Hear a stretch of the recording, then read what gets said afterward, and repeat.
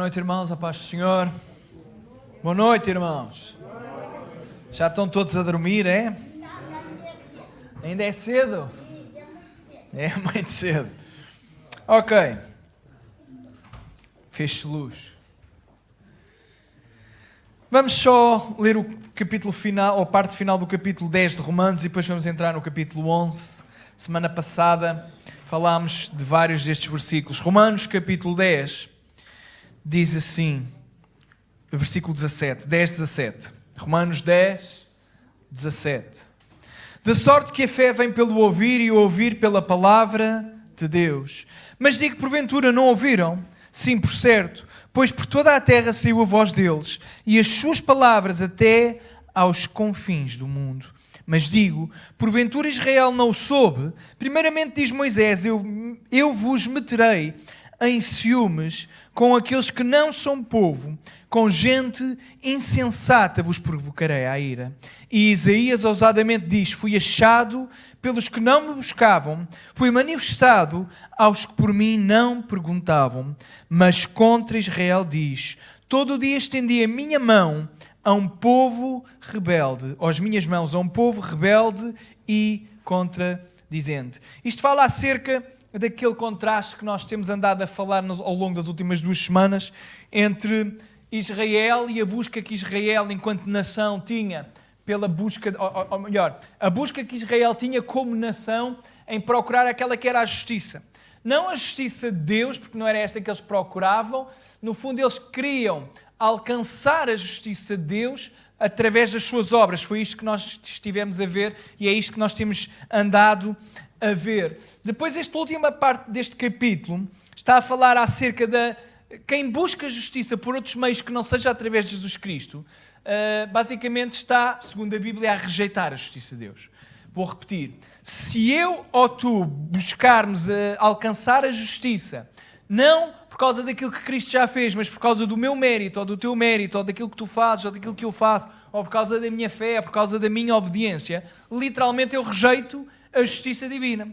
Porque não há maneira de eu alcançar, e é isto que todos nós sabemos muito bem, não há nenhuma maneira de eu alcançar justiça praticando obras por mim mesmo.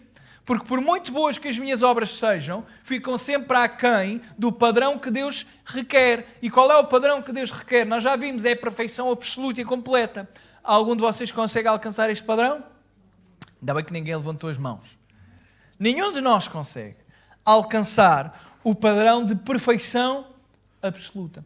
E porque não conseguimos, nós temos que depender de alguém que consiga alcançar este padrão. E nós sabemos, quem conseguiu alcançar esse padrão foi Jesus Cristo há 2000 anos atrás. Celebrávamos a Páscoa, não há 2000 anos, mas celebrávamos este domingo. Mas é uma festa, uma celebração que tem vindo de geração em geração e ecoa desde lá há 2000 anos atrás, porque foi de facto este sacrifício de Jesus que permitiu-nos agora nós termos pleno acesso ao Pai e estarmos justificados. Agora vejam, fui achado pelos que não buscavam e fui manifestado aos que por mim não perguntavam. É interessante, enquanto havia uma geração, ou uma nação, ou vários tipos de pessoas, ou vários grupos de pessoas que procuravam a justiça de Deus, mas não por aquilo que Jesus fazia, mas por aquilo que elas faziam, havia um outro grupo de pessoas que aparentemente não procurava nada disto e encontrou de repente Jesus. Encontrou de repente aquilo que eles não buscavam. Isto fala acerca dos gentios. Nós hoje, na maior parte dos casos, aqueles que não têm ascendência judaica, todos nós poderíamos ser considerados como gentios. E nós hoje, sendo gentios, hoje não, se calhar não poderíamos dizer que somos, mas sem querer confundir. Nós hoje, sendo gentios, não tínhamos buscado a Deus, não procurávamos a Deus, mas de repente Ele parece que se revelou. E é isto que acontece. Nenhum de nós procurava, nenhum de nós buscava a Deus, mas de repente Deus se manifesta. E quando Ele se manifesta, nós o desejamos. Diz assim, fui achado pelos que não buscavam, fui manifestado aos que por mim não perguntavam. Isto fala acerca dos gentios. Porque Israel tinha Deus, mas vejam a ironia esta. Tendo Deus, não procuravam agradar verdadeiramente a Deus, porque eles achavam que agradar a Deus tinha a ver com aquilo que eles podiam fazer. Nós não agradamos a Deus por aquilo que nós fazemos. Nós agradamos a Deus por aquilo que lhe damos e aquilo que Ele quer é a nossa vida, o nosso coração. E é a única forma de o agradar. Mas contra Israel diz: todo dia estendi as minhas mãos a um povo rebelde e contradizente. Basicamente Deus está a dizer: olha, Israel é de facto um povo duro. Israel é de facto um povo ao qual eu estendo constantemente as minhas mãos, mas eles sempre se têm rebelado. Não se esqueçam, Paulo está a falar no capítulo 9, no capítulo 10 e agora no capítulo 11, acerca do papel de Israel na questão da história. Porque Paulo é judeu. E nós, ainda hoje, interessamos-nos muito com o que é que vai acontecer em Israel. Ainda hoje pensamos, estudamos, refletimos, percebemos que há determinadas profecias, depois isto depende da interpretação, há quem diga que é literalmente que são de cumprir em Israel, depois há aqueles que defendem que Israel já não é mais o povo de Deus, o novo Israel é a igreja e todos os convertidos, isto depois há opiniões para tudo e mais alguma coisa, mas uma coisa é certa, o capítulo 11, capítulo 9, capítulo 10 e capítulo 11 falam acerca de Israel, nação. E nós vimos que tem a ver com um povo que foi escolhido de antemão, ainda antes de tudo ter acontecido, o Senhor já os tinha escolhido, é nesse aspecto que nós falamos acerca da predestinação.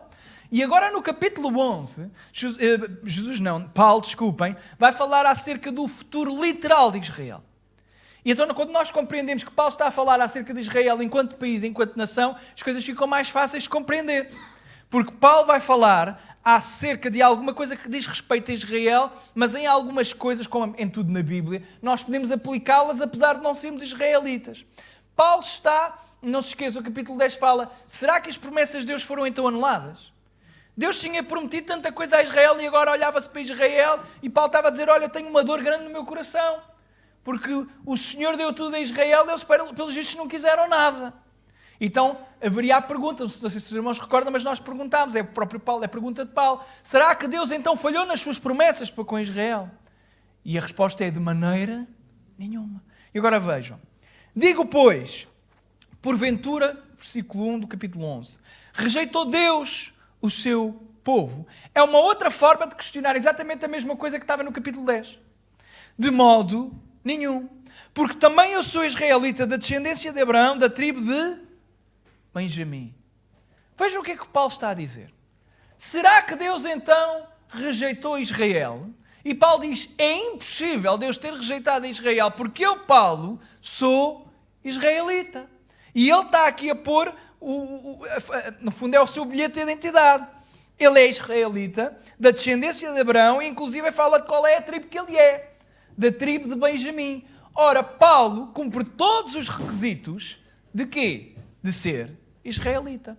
Veja, o argumento é relativamente fácil de entender. Deus rejeitou Israel. Ele diz, não, eu sou israelita e eu sou salvo. Você está cá? Pelo menos duas pessoas estão. Eu sei que é você que está, você fez que sim. De modo nenhum, porque também eu sou israelita, da descendência de Abraão, da tribo de Benjamim. Irmãos, isto pode parecer um versículo que nós diríamos, isto é aquelas verdades lá para ali, são claras como a água, mas tem muito mais do que aquilo que aparenta ter. Basicamente, Paulo está a dizer que tem a certeza absoluta que Deus não rejeitou porque Ele é salvo. Eu não sei se você tem a certeza da sua salvação, mas quando nós temos a certeza da salvação, nada, nem ninguém, venha ao que vier, abala a nossa confiança de que nós estamos seguros nas mãos de Deus. Paulo está a dizer, olha, apesar de tudo o que está a acontecer com Israel, Deus não rejeitou Israel porque eu sou israelita e eu sou salvo. Porque se Deus tivesse rejeitado a Israel, Paulo estava tramado. Porque ele é. Então se disséssemos, os israelitas não vão ser salvos. Bem, estávamos aqui a cometer uma atrocidade exegética, porque não é isto que a Bíblia diz. Paulo, e nós vimos, Paulo se vai apelando na carta aos Romanos, mas não é apenas na carta aos Romanos. A Bíblia sempre vai mencionando um termo que os irmãos vão reconhecer facilmente, que é o termo do remanescente fiel. A Bíblia é sempre constituída não por um grupo maioritário de pessoas que seguem a Deus, mas a Bíblia sempre, e as histórias da Bíblia, têm sempre a ver com uma minoria que segue a Deus. Você está cá? E o remanescente é um conceito teológico muito interessante, porque quanto mais depressa nós o interiorizarmos, mais depressa nós entendemos o que é que se passa nas nossas igrejas. é porque não tem a ver com o coletivo, apesar de nós queremos muito o coletivo, tem sempre a ver com o remanescente fiel.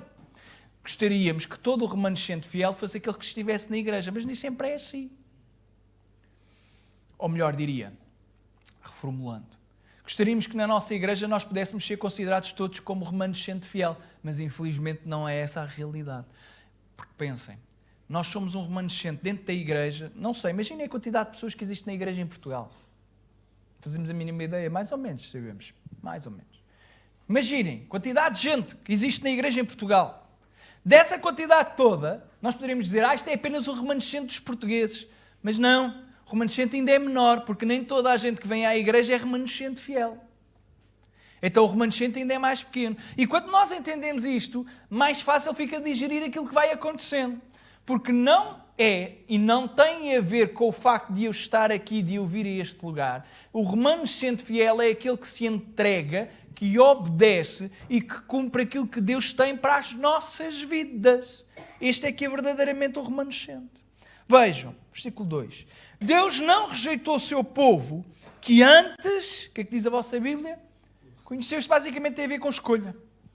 Ele conheceu o seu povo antes de todas as coisas acontecerem. Ele escolheu-os de antemão. E vejam como é que Paulo está a dizer. Deus não rejeitou o seu povo. Está a falar acerca de Israel, meus irmãos. Que antes conheceu. Ou não sabeis o que a Escritura diz de Elias, como fala a Deus contra Israel, dizendo: Senhor, mataram os teus profetas, derribaram os teus altares, e só eu fiquei e buscam a minha alma. Os irmãos lembram-se deste episódio?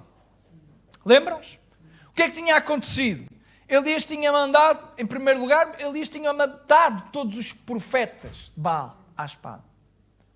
Depois tinha feito chuva, ou melhor, ele orou e o Senhor fez descer a chuva. Grande vitória. Chuva depois de tantos anos com uma grande seca, e a fome apertava, e agora não só choveu, como também foi provado diante de todo Israel quem verdadeiramente era Deus. E também, do ponto de vista de Elias, também muito interessante, Elias foi reconhecido como um profeta do Deus verdadeiro. Então é só vitórias. Chuva, profetas de Baal derrotados, Deus engrandecido, e Elias teve ali aquele selo de aprovação. Ele é de facto o profeta de Deus. Mas o que é que acontece imediatamente a seguir tudo isto? Os irmãos sabem. Imediatamente vai a Jezabel mandar-lhe os mensageiros e diz assim: Elias, olha, amanhã por estas horas, juro que como tu fizeste aos meus profetas, assim eu vou fazer contigo. E o que é que o Elias faz? Foge. Os irmãos conhecem, eu lembro já de ter pregado aqui sobre isto.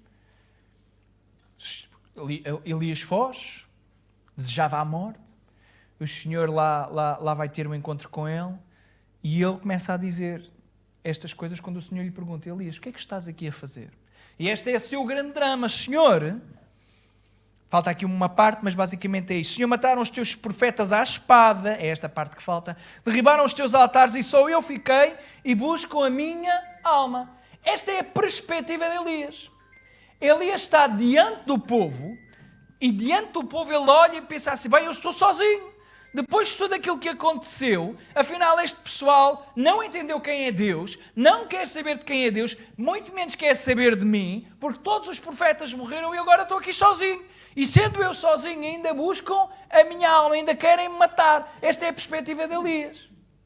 E agora vejam. Mas o que lhe diz a resposta divina? Reservei para mim 7.000 homens que não dobraram os joelhos diante de Baal. Aquilo que para Elias era a derrota, dizendo que era ele e estava ele apenas sozinho, o Senhor está a dizer: Elias, tu não estás sozinho, existem 7.000 que não dobraram. Estes 7.000 representam o remanescente fiel. E é este o texto, é este o contexto, é isto que é o argumento básico que Paulo quer transmitir. Há sempre um remanescente fiel, mesmo que pareça que somos os únicos. Na perspectiva de Elias, ele era o único fiel. Há aqui uma certa arrogância intelectual também. Mas é assim a vida. Elias era um homem sujeito às mesmas paixões como nós. Ele olhou com os seus olhos carnais e disse: eu sou o único fiel que existe em Israel. O único. E o Senhor olha para ele e diz assim: sabes nada, coitadinho. Há 7.000 que não dobraram o joelho, são tão fiéis como tu, e alguns, calhar, até são mais que tu. Porque nós sempre pensamos que somos os mais fiéis. Mas não somos. Elias pensava que era o único, mas afinal havia mais 7.000. Este é o remanescente fiel. Este é o princípio que vai permear a Bíblia acerca do remanescente. Há sempre aqueles que são fiéis, mesmo que nós não os vemos, mesmo que nós não os encontremos, mesmo que nós achemos que não existem, o Senhor sabe sempre quem são verdadeiramente os fiéis. Porque veja o que é que Paulo diz. Assim, pois, também agora neste tempo, ficou um resto, segundo a eleição da graça. Nós já vimos noutros textos. Nem todo aquele que é israelita é salvo, nem todo aquele que diz que é filho de Abraão é verdadeiramente filho de Abraão. Porque depois, Paulo coloca os termos corretos. O filho de Abraão, ou os filhos de Abraão, não têm a ver com a sua descendência física. Claro que começou por aí, mas Paulo diz, olha, os gentios são descendentes de Abraão. Porque Abraão foi justificado não pelas obras, mas pela fé. Então, quem tem fé é também filho de Abraão. E imediatamente pertence também ao povo. Aqui, Paulo está a utilizar o termo Israel, porque ele utiliza o termo Israel de 3 formas. Uma é a nação, outra é o Israel espiritual e outra não vale a pena estarmos aqui a falar, mas basicamente são estes três, uma não vos disse. Mas pronto. Aqui, Paulo está a falar especificamente de Israel enquanto nação. Não há dúvidas absolutamente nenhumas. 7.000 varões que não dobraram os joelhos diante de Baal. Assim, pois, também agora neste tempo ficou o resto, segundo a eleição da graça. Estamos a falar de uma igreja que começa a ser perseguida. E Paulo está a dizer, olha, neste tempo, depois de tantos anos passados de Elias, também agora existe um remanescente fiel. Este remanescente fiel só é fiel por causa da graça do Senhor. Mais uma vez, o Paulo consegue arrumar as coisas de uma forma muito... Eu acho que é muito interessante. E mais que interessante, acho que é forma... falta-me aqui o termo, mas acho que é uma forma dura de nós entendermos, mas acho que é verdade. A ideia é, tu és fiel não é porque tu és bom. Tu és fiel não é porque tu te esforças. Tu és fiel não é porque tu és melhor do que os outros que são infiéis. Tu és fiel única e exclusivamente pela graça do Senhor, porque Ele permite. É isto que é o conceito teológico. Porque senão nós corremos o risco de volta e meia, se não cuidarmos da nossa vida, nós substituímos obras por coisas que nós conseguimos fazer. Vejam, os israelitas tentavam alcançar a justiça de Deus através do cumprimento e obediência da lei. Coisas que eles podiam fazer. Nós entramos na era da graça, mas vejam o que é que nós pentecostais costumamos fazer. Pentecostais, evangélicos neste caso. Substituímos a obediência pela lei e chamamos-lhe fé. Mas vejam, dizemos que é assim, é a fé, tu tens que ter fé. Tu tens que ter, vejam só o que a gente diz. Tu tens que ter, mas a fé é minha para eu ter, ou ela é-me dada pela graça? Eu posso pedir. Há uma medida de fé que nos é entregue, a fé pode ser também exercitada, mas se eu disser que eu tenho que ter, eu estou a dizer que a fé depende do meu querer e não depende. Você está cá? Porque se a fé depender do meu querer, mais uma vez eu estou a dizer que é aquilo que eu faço. E na Bíblia, o Evangelho não tem nada a ver com aquilo que tu ou eu fazemos, tem tudo a ver com aquilo que Deus já fez. E isto é importante, porque nós somos seres humanos e a ideia é, o ser humano faz sempre tem um ciclo vicioso de comportamento. E está sempre a entrar nos mesmos erros. Chamamos-lhes outras coisas. Você está cá? Como é que os católicos alcançam a salvação? Boas obras. Como é que os israelitas faziam? Não lhe chamavam boas obras, chamavam-lhe Torá, a obediência à lei. Como é que nós fazemos? Nós chamamos-lhe fé, aquilo que conseguimos fazer pela fé. Mas lá está, aquilo que eu consigo. Mas o Evangelho não tem a ver com aquilo que tu consegues ou aquilo que eu consigo. Tem a ver com aquilo que Deus já fez, com aquilo que Ele consegue fazer, mesmo que tu nem sequer tenhas fé. Deus faz. Por isso é que Ele diz, mas agora neste tempo ficou um resto segundo a eleição da graça. Porque Se não estivesse este versículo dizendo que segundo a eleição da graça, que está a dizer que é a dependência total e absoluta de Deus, é Deus que faz e permite que haja um remanescente. Havia sempre uns quantos que diziam, eu sou remanescente por causa da minha força. Eu sou um remanescente porque eu sou fiel ao Senhor. Eu sou um remanescente porque eu obedeço a Deus. E isto chama-se vanglória humana.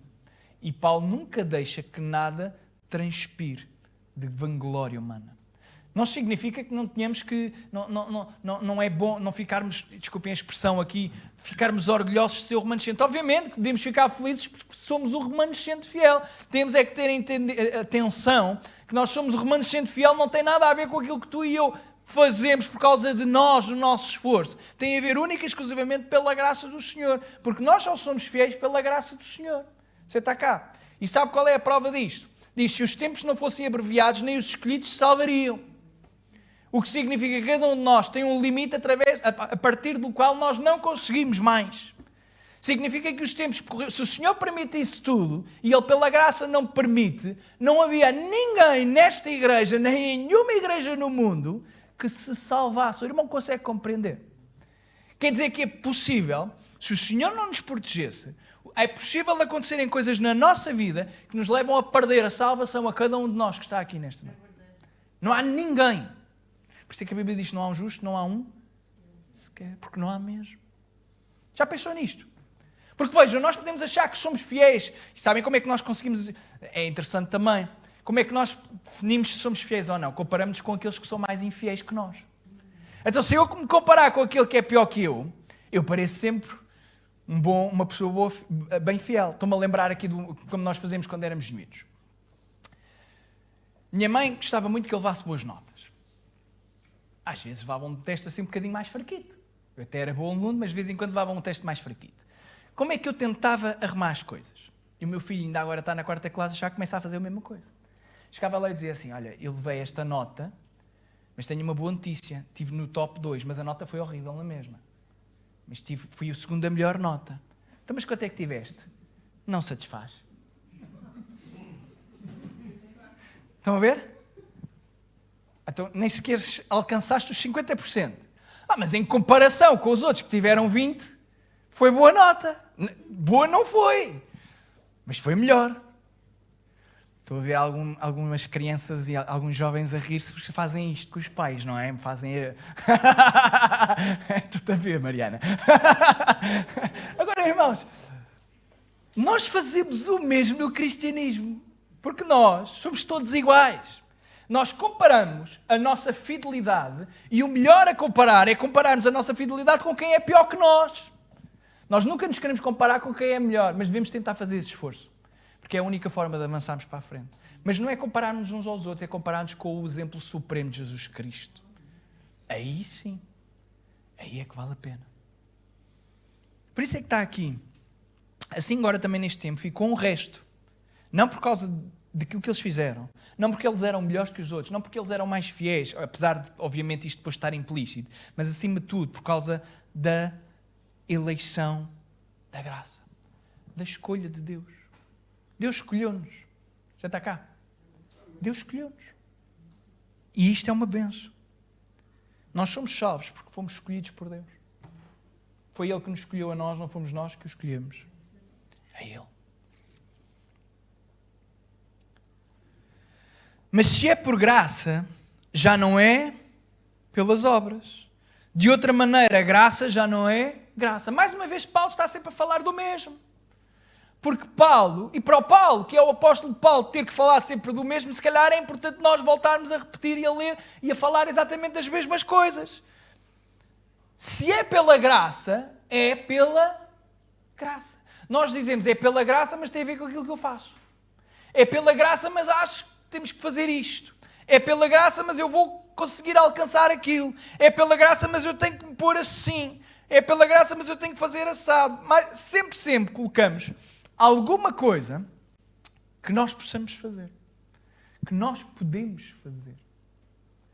Procuramos sempre aquilo que nós podemos fazer. Isto é substituir as obras por outra coisa que no fundo vai dar exatamente a mesma coisa. Obras. Porque obras significa literalmente aquilo que eu faço com as mãos. O grego, o termo é o ergon, obra. A obra é aquilo que eu construo. Então, posso chamar aquilo que eu quiser, e isto é um bom diagnóstico para a nossa vida. Quando nós pensamos acerca da nossa fé, pensemos se ela depende de alguma coisa que nós tínhamos que construir. E se depender, se calhar está ali o princípio da nossa idolatria. Porque nós somos salvos não por causa daquilo que eu construo com as minhas mãos, mas por causa daquilo que Deus dá com as suas mãos. Isto faz toda a diferença. Infelizmente, temos pessoas ainda a achar que tem a ver com aquilo que elas fazem. Esqueçam. Não tem nada a ver com aquilo que elas fazem. Acho que já vos contei isto, mas lembro-me de uma vez, numa igreja, chegar a alguém, foi pela primeira vez à igreja evangélica, uma católica devota. Foi pela primeira vez à igreja evangélica. E acabando o culto, a senhora diz que gostou muito daquilo que ouviu e logo umas irmãzinhas foram ter com ela e disseram assim, olha, agora que você está aqui, está a ver esse crucifixo que tem e você não pode trazer isto mais. Não posso trazer este crucifixo. E agora quando chegar a casa, deita as imagens todas fora. E nunca mais. Não, e essa coisa de Fátima, esqueça isto. Sabem quantas mais vezes é que a mulher lá foi? Falta de sabedoria. Porque lá está. Nós, no nosso bom zelo, lá estamos a ensinar as pessoas que têm, agora tens que fazer isto. Não, irmãos, claro. Elas vão ter que fazer, mas tem que ser pela convicção do Espírito Santo. Mas não é essas coisas, e nem é largar essas coisas que as salvam. Quem salva é Jesus Cristo, o resto vem por acréscimo. Os irmãos depois também não venham dizer que eu agora estou a pregar que não precisamos de fazer nada. Não é isso. Estou a dizer é que não são essas coisas. Isso é tudo acessório. Não é porque eu deixo, não é porque eu agarro lá no santinho e deito-o fora que aquilo faz de mim salvo. Não é isso. É porque eu sou salvo e eu quero deitar o santinho fora. Você entende? É isto. É o contrário. Não tem a ver. Eu não sou salvo por aquilo que eu faço. Eu sou salvo por aquilo que Jesus Cristo fez e faz na minha vida. E porque Ele fez e faz na minha vida, eu devo-lhe obediência. E à medida que eu vou aprendendo e relacionando-me com Ele, eu entendo qual é o padrão que Ele me exige, que é o padrão de santidade. E começo a entender então aquilo, o que é a santidade e para onde é que não posso caminhar e para onde é que eu devo caminhar. Mas quando eu sei para onde é que eu devo caminhar, eu nunca posso deixar entrar no meu coração a ideia de que se eu caminhar por aqui eu vou ser salvo. Não. Tem a ver com aquilo que Deus já fez. Tu és salvo e porque és salvo caminhas por aqui. Porque senão cometemos exatamente o mesmo erro que Israel fazia.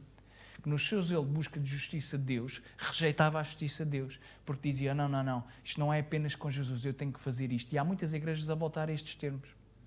Especialmente ali na América do Sul. Mas essas coisas mais tarde ou mais cedo estão cá também. Em que de repente nós mudamos tudo. Em que queremos voltar. Há igrejas que chamam-se evangélicas e depois fazem quase um ritual judaico nos púlpitos. Estamos a voltar ao passado. O que é que a Bíblia diz? Se é pela lei que queres viver, é pela lei que vais ser julgada. Se é pela lei que queres ser justificado, anulas o sacrifício de Cristo, é impossível ser justificado.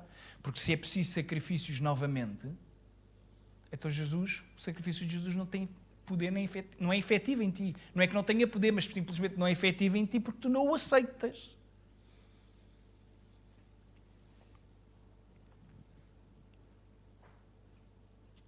Mas se é por graça, já não é pelas obras. De outra maneira, a graça já não é a graça. Não esqueçamos, meus irmãos, que a graça é de facto aquilo que é o favor imerecido. E o favor imerecido é aquilo que nós não conseguimos alcançar. Façamos aquilo que fizemos. Deixa-me pintar agora os olhos, deixa-me cortar o cabelo desta forma, deixa-me vestir assado, deixa-me mudar o meu palavreado, deixa-me mudar a forma de vestir, deixa-me agora posicionar-me desta forma. Irmãos, isso não é graça. Isso é troca de favores. A graça é, tu vens tal como estás, porque tu não mereces, independentemente da forma como vens. A graça é aquilo que Deus estende, a sua mão. A graça é isto. Capítulo 10, versículo 21 diz assim: mas contra Israel diz, todo o dia estendi as minhas mãos a um povo rebelde e contradizente. A graça é isto. É estender as mãos a quem não merece. É estender as mãos a quem é rebelde e contradizente. Mas se é por graça, já não é pelas obras. De outra maneira, a graça já não é graça. Pois que O que Israel buscava não o alcançou, mas os eleitos o alcançaram e os outros foram endurecidos. Já falámos disto, acerca do endurecimento. Deus sempre vai entregar o homem às suas paixões. Significa isto endurecer o seu próprio coração. O homem que quer endurecer o seu coração terá o seu coração endurecido pelo próprio Deus.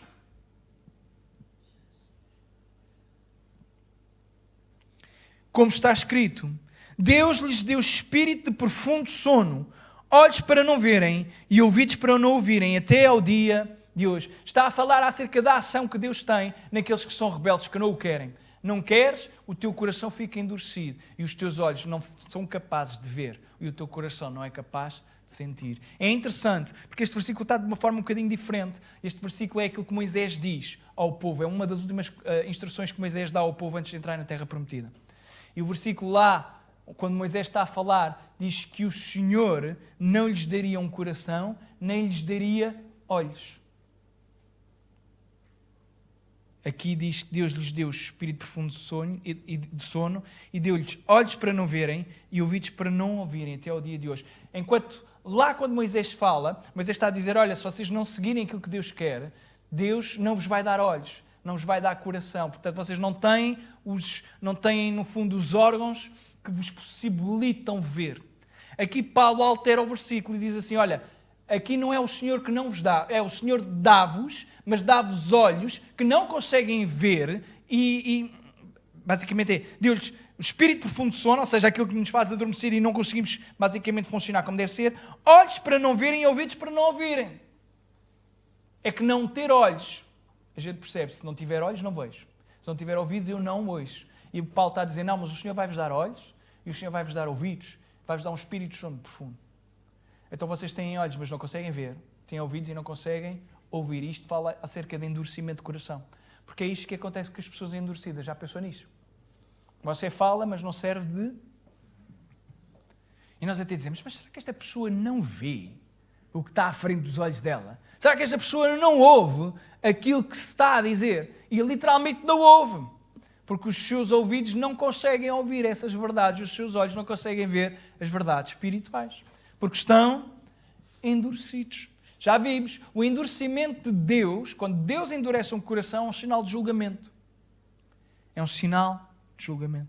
Não se esqueça, estamos a falar de Israel, mas podemos aplicar isto à nossa vida pessoal. Estamos mesmo a terminar. E Davi diz, torne-se-lhes a sua mesa em laço e em armadilha e em tropeço para a sua retribuição. Escureçam-lhes os olhos para não verem e encurvem-se-lhes continuamente as costas. Digo, pois, porventura tropeçaram para que caíssem. É interessante. Paulo está a falar acerca daquilo que Davi fala num dos seus salmos, quando Davi ora ao Senhor e diz, olha, Senhor, estou cheio de inimigos, tenho cometido muitos erros, tenho sido muito pecador, mas tu sabes que agora, nesta circunstância específica, estes meus inimigos me estão a acusar de coisas que eu não fiz. E Davi diz, ora ao Senhor, e diz-lhe, olha, Senhor, que a sua mesa se torne em laço, em armadilha, em tropeço, para a sua retribuição. A ideia tem a ver com vingança. Escureçam-se-lhe os olhos, mas não, para não verem, e encurvem-se-lhes continuamente as costas. Basicamente é uma oração típica de Davi, cheia de emoções, e diz, olha, Senhor, sabes que eu sou fiel. E sou tão fiel, Senhor, que eu preciso e eu tenho que orar isto. Eu sou fiel a Ti e Tu sabes que eu estou a ser acusado injustamente. Senhor, elimina os meus inimigos. É isto, literalmente. Mas agora vejam. Paulo está a aplicar estes versículos relativamente a Israel. Os inimigos não têm a ver com Israel especificamente, mas são aqueles que rejeitaram, são aqueles que agora têm o coração endurecido. Porque nós dizemos que quem tem o coração endurecido para com Deus é inimigo de...